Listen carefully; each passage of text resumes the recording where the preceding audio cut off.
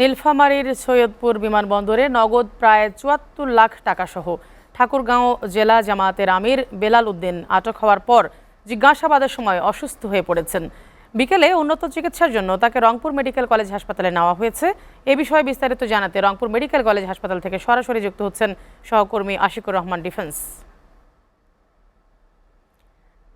আমরা যেমনটি জানতে পারছিলাম যে আটক জামায়াত নেতাকে রংপুর মেডিকেল কলেজে ভর্তি করার পর অসুস্থ হবার পর রংপুর মেডিকেলে ভর্তি করানো হয়েছে। সেখানে কি বলছেন চিকিৎসকগণ এবং সেখানকার সব শেষ কি অবস্থা আপনি বিস্তারিত জানাবেন আমাদের।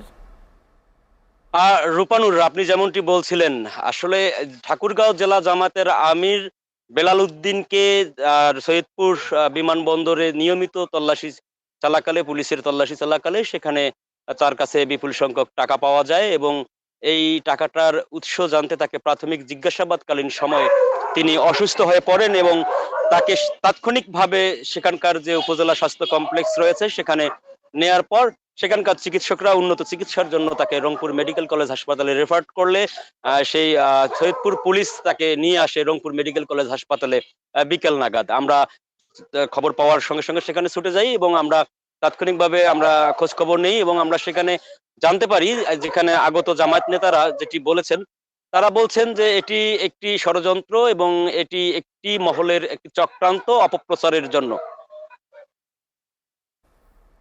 একটি চক্রান্তের কথা বলছেন তারা, যে এই বিষয়টি হচ্ছে যে একটি সাজানো নাটক এবং মূলত এই বিমানবন্দর, ঢাকা বিমানবন্দরে যখন তিনি টাকাটা নিয়ে আসেন তখন সেখানকার কাস্টমসের এনওসি অর্থাৎ অনাপত্তিপত্র ছিল এবং তিনি তার ব্যবসায়িক টাকা নিয়ে আসছিলেন এবং আসার পথে এইটি সৈয়দপুরের কিছু অতি উৎসাহী পুলিশ তাকে আটক করেছে এমনটি দাবি করছেন এখানকার জামাত নেতৃবৃন্দ। বিশেষ করে রংপুর মহানগর জামায়াতের সেক্রেটারি জেনারেল তিনি এসেছিলেন, তিনি আমাদের এমনটি বলেছেন। আমরা ডাক্তারের সঙ্গে কথা বলেছি, ডাক্তাররা যেমনটি জানিয়েছেন যে তার ইসিজিতে একটু খারাপ রিপোর্ট আছে, তাছাড়া আর অন্য অন্য রিপোর্ট গুলো এখনো হাতে আসেনি। সেই প্যাথোলজি রিপোর্ট গুলো আসার পর মূলত বোঝা যাবে যে তার হার্টে কোনো সমস্যা আছে কিনা। তিনি